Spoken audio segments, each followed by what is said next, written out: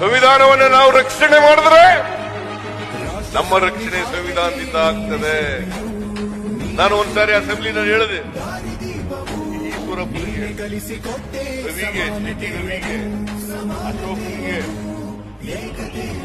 ಎಲ್ಲ ಹೇಳಿದೆ, ಸ್ವಲ್ಪ ಇವೆಲ್ಲ ಮೆರೆದಾಡಬೇಡಿ, ನೀವು ನಂತರನೇ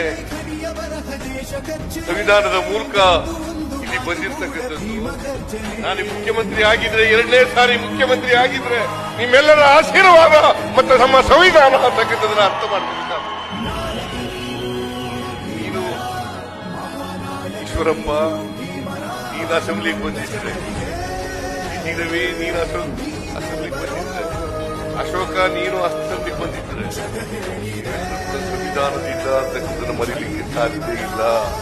ಇವತ್ತು ಬಾಬಾ ಸಾಹೇಬ್ ಅಂಬೇಡ್ಕರ್ ಅವರು ಕೊಟ್ಟಿರ್ತಕ್ಕಂಥ ಸಂವಿಧಾನ ಇಲ್ಲದೆ ಹೋದ್ರೆ ಈಶ್ವರಪ್ಪ ನೀವು ಕುರಿ ಕಾಯಬೇಕಾಗಿತ್ತು, ರಾವಿ ನೀವು ಹೊಲ ಉಳಬೇಕಾಗಿತ್ತು, ಅಶೋಕ ನೀನು ಹೊಲ ಉಳಬೇಕಾಗಿತ್ತು.